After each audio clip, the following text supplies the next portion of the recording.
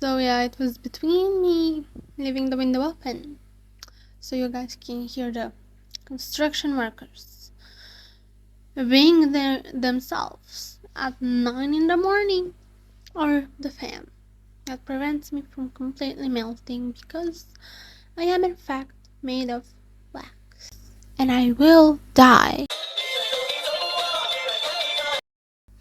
This is a little mic.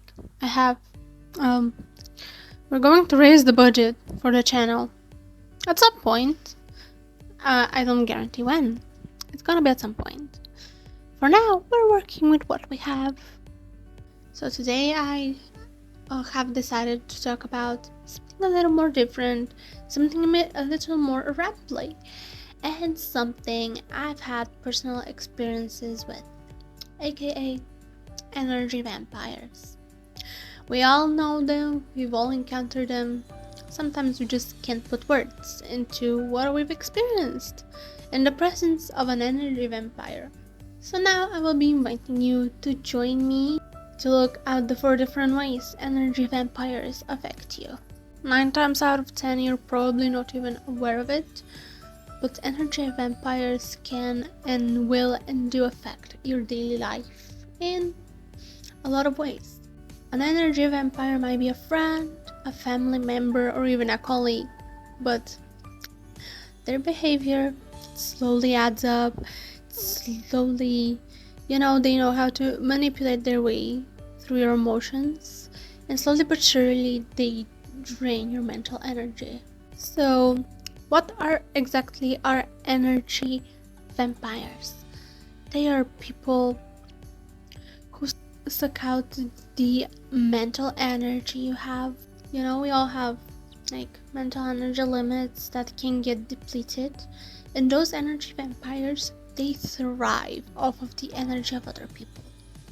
But sometimes, they can do it intentionally, but it can also be unintentional. Sometimes an energy vampire isn't exactly aware they're an energy vampire, but the result always stays the same. You end up feeling absolutely exhausted after being around them. When it comes to energy vampires, there are 4 main ways to navigate around them, which is crucial to protect your energy. When it comes to energy vampires, there are 4 ways they suck out the energy from you, and then I'm trying to break them down for you guys. One of the first methods is mental and emotional manipulation, where they use guilt, anger, or self-pity to tap into your emotions and, make them feel bad for you and victimize themselves.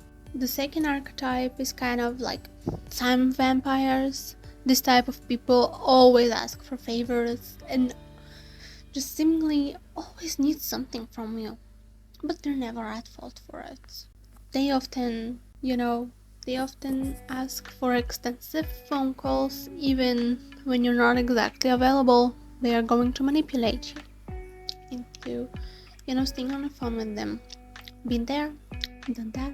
Or they might show up uninvited somewhere, thus stealing your time and energy, your personal time and energy, even if their presence might not be convenient or wanted. Third way is through physical touch. Those type of energy vampires just always have to be touching you or invading your personal space. That is their way of draining your energy. They just always have to invade your personal space, even if you make it clear that you just need your space. They do not appreciate that at all. The fourth energy vampire archetype is psychic energy vampires. Those people use their negative thoughts and emotions to affect you and your mood, and thus draining your energy. Emotional vampires use guilt, criticism, or self-pity to get, your reaction, your emotions, anything to get a rise out of you.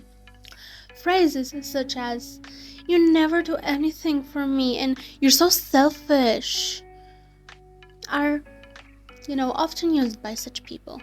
And before you know it, you're defending yourself, feeling angry, and giving them your energy. And still, they victimize themselves, even though they are the one who've been giving you a hard time. Sometimes the impact energy vampires can have on your mental health can be pretty severe. I have had experiences with energy vampires, and things did not go easy.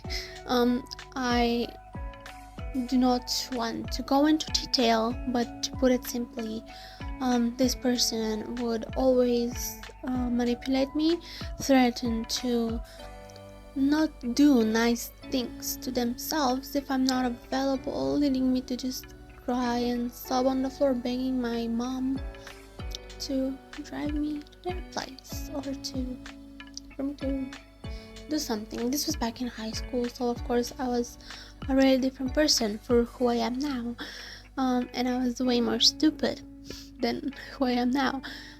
So yeah, again, I'm trying not to go into detail to protect myself, but also that person, because still, I do not want their personal business on the internet, even though they weren't nice. I've had a run-in with a second energy vampire, and things were a bit messy then. And again, I'm not going to go into detail, but I decided to make this video to help you guys because I know how it feels and it's not nice. I went a little bit off script here on a tangent, as I usually do. I go on tangent. This is one of the first videos I've scripted.